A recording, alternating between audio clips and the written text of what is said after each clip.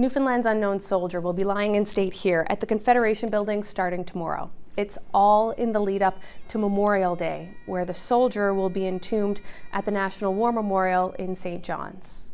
Premier Andrew Furey is the soldier's next of kin. Thanks for being with us. No problem. So, Premier, you played the role of the unknown soldier's family when he was transferred back into the hands of Newfoundlanders and Labradorians. Tell us a little bit about the background. How did this come to be? In the absence of a family, given that the soldier is unknown, then as Premier of the province, I occupy the distinct honor and role of next of kin.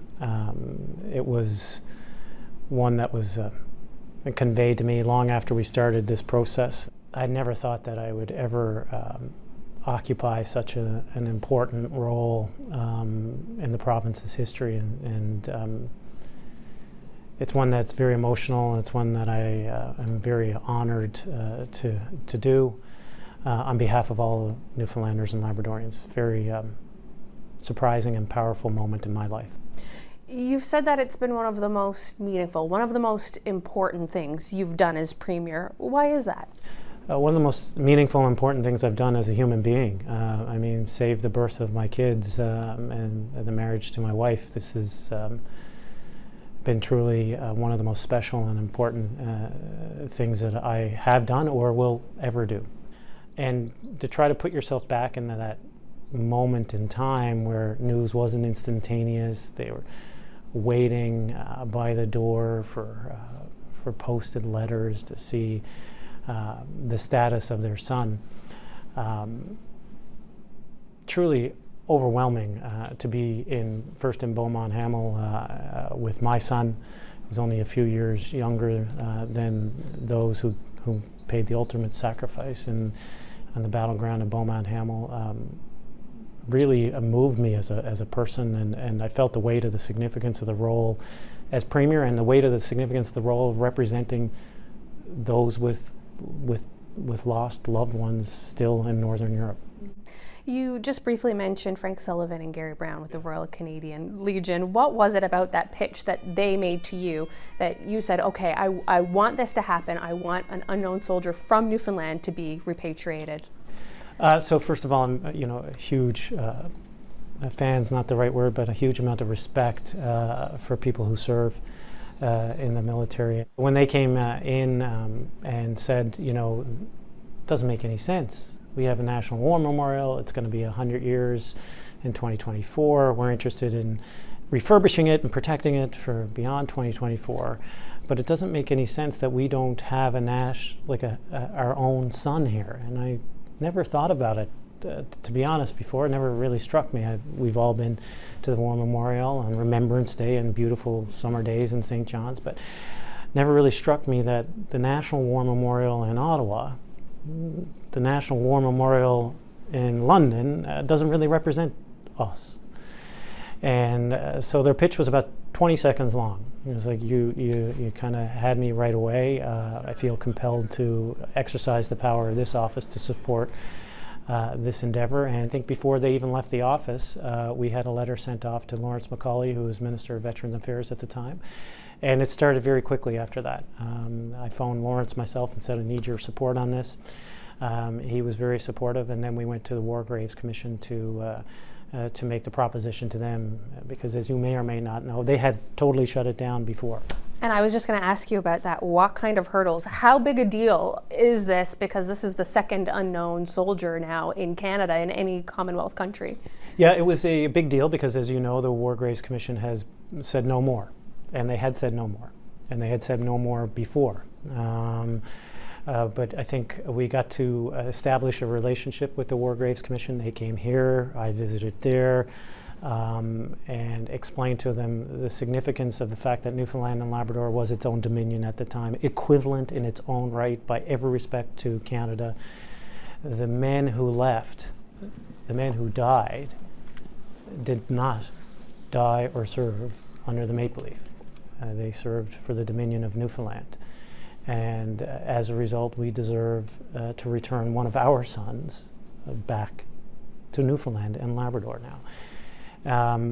to be honest, I believe it was the emotional pitch that persuaded them more than the historic context. And it is very emotional, and I have a video here to show you. It's from a family, and it really pictures their anguish. Let me show it to you. St. Lawrence. Dear Sir, could you please give me any information whatever of 3034 Private Llewellyn Hillier, D Company, 1st Newfoundland Regiment? It is nearly 8 months since we heard anything from him. His parents are very anxious to know if he can be heard from, or whether you could give us any information about him. We would like to hear as soon as possible from you. There has been parcels sent him a short time ago, and if it's impossible for him to get them, I would like to have them forwarded to Private George Reeves, B Company, 1st Newfoundland Regiment. Hoping to hear from you as soon as possible, and that you may be able to give me little information of Private Hillier.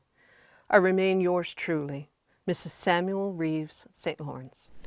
So that just goes to show Yeah, what the parents are going through.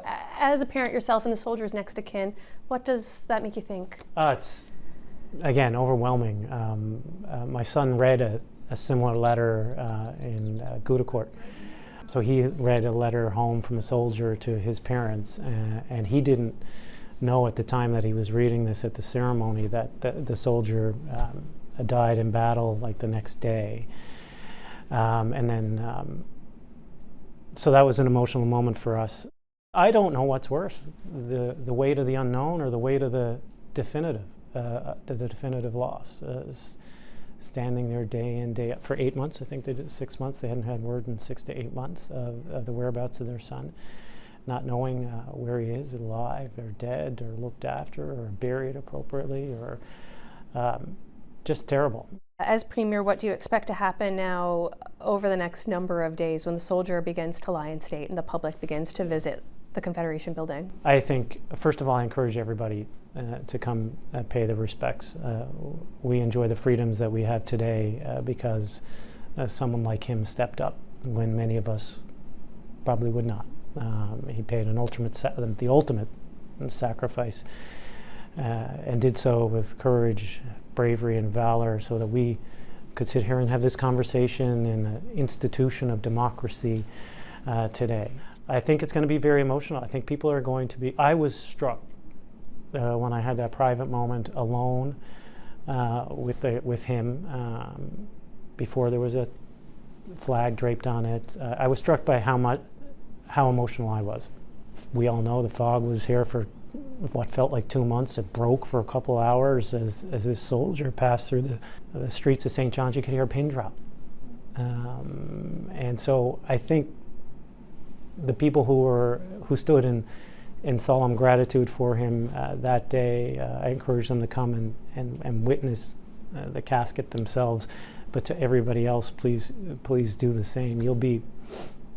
I believe you'll be truly touched, and I believe the family of all those unknown soldiers who we left behind will be truly grateful.